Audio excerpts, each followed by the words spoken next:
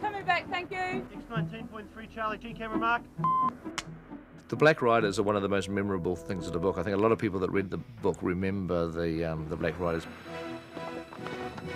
Particularly the scene where the hobbits have to hide beneath a rotten log as the Black Rider stops in the forest sniffing them. There's a mushroom patch, so, you know, Mary will have the bag. You guys will be carefully tucking them, because, I mean, this is your next feast. It's, like, amazing. Mm-hmm. You know, you're going to grab these, you're going to fry them up. I wanted that scene to be as much a feeling like it came from the pages of the book as I possibly could. It was actually the scene that we shot on the first day of the shoot. You know, at that moment, I think it's pure evil that this thing exudes. So you can sort of have your eyes looking up or looking at each other. It was our very first scene, and so I was able to put quite a bit of time into thinking about it. Roll sound. 33, take 1, heading camera A. And just action hobbits with the mushrooms. Get off the road! Quick!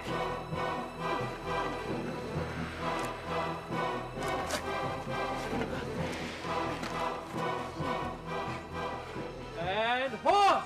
We hide underneath this log, and this Black Rider approaches, and he's aware of the ring, and he gets off his horse, and he's smelling for us and everything. They can only see shadows in our world. They have very poor eyesight, but they have this incredible sense of smell. So they're like hounds, bloodhounds, sniffing the ring. And Pete had this incredible idea, which was that not only are the hobbits scared, but also everything around the Black Rider is affected by his evilness. And you don't mind a big spider crawling down it? You've got big spiders? So he had moths flying out of the log and worms coming up from the ground and crawling away, and a huge spider comes across my shoulder, and I pick it up and I put it on this log and it crawls away, just to show that it's just something that it just infects everything around. You know, Black Riders are just pure evil. To have these things descending down on us that we don't even know what they are, these Ringwraiths, really puts into perspective just how little the hobbits are and what they're really up against. Right, can't wait.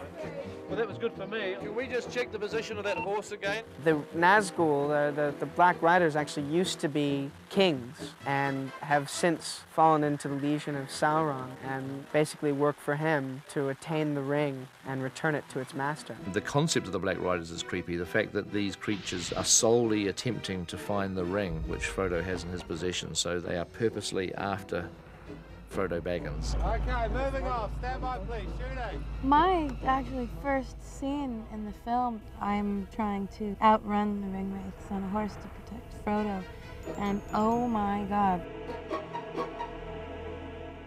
The 9 Black Riders over my shoulder at full gallop and canter coming at me with their clawed hands and they have no face. It was absolutely terrifying. They're scary. They're the sort of things of which nightmares are made from. When Frodo puts on the ring, he sees the Ringwraiths for who they actually are, which is these kind of old, ghost-like, decrepit kings, you know, far from their original form and extremely frightening.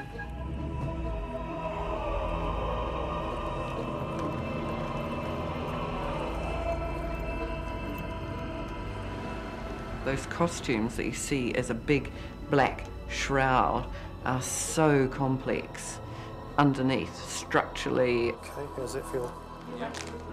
And there's over 50 meters of fabric in each one of them. So those guys are carrying one hell of a load of weight when they're riding.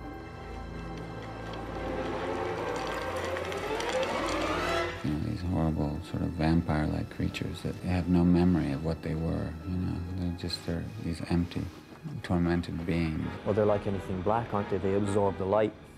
And because they absorb the light, they absorb the hope that you may have to escape. It thrills me beyond belief to see those Ringwraiths on screen. It thrills me how terrifying they are.